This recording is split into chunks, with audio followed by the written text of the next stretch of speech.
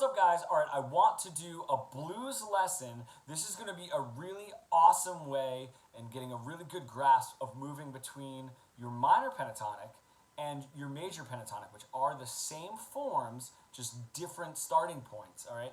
And so a really, really cool way, a really awesome way to understand it. Now I did a blues lesson with a buddy of mine last night, and I took some video, and I put it up this morning, and someone had asked me, what about your major blues pentatonic scale, or major pentatonic blues scale? I've never heard of that before. I've only heard of the blues scale based off of your minor pentatonic. So if this is my A pentatonic, and then my blues, that note, right? So my tritone is the blues note added to my minor pentatonic. I've never heard of that in a major pentatonic, but it did get me thinking of something that is real cool. Now I'm going to get a little theory for some of you guys that might not know the theory in new Roman numerals and all that, but I will make it applicable in a second. When you're playing this minor pentatonic scale and you add your blues note in, right, you're adding your tritone, really dissonant sound, and that's what gives it like that real blues sound.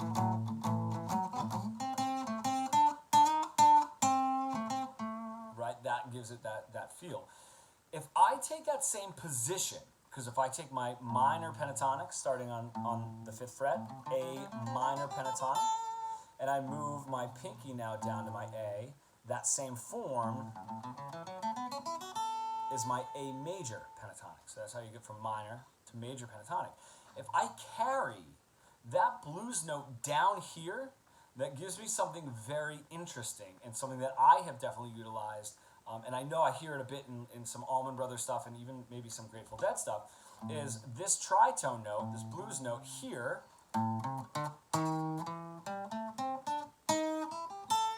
that same positioning down here, my major is actually in this position, my minor third, and then my major third of A. All right, so what I'm doing is by adding this note in, A major, I'm now taking a major pentatonic, which has a major third in it, and I'm adding a minor third into that, and that minor major sound, right, that minor scale off of a major or a dominant chord is what gives another element of the blues sound. So not only here is this giving you an element by adding that, right, that blues note, but down here,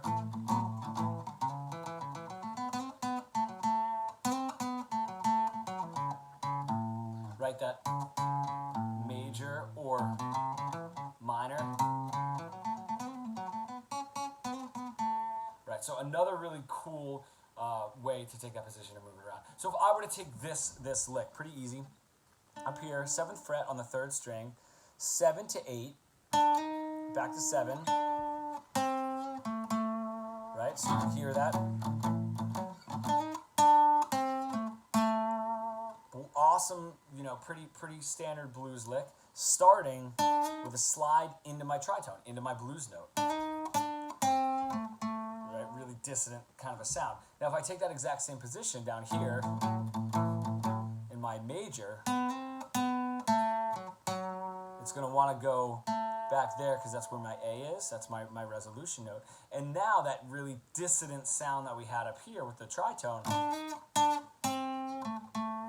is just creating my minor, sliding into my minor third,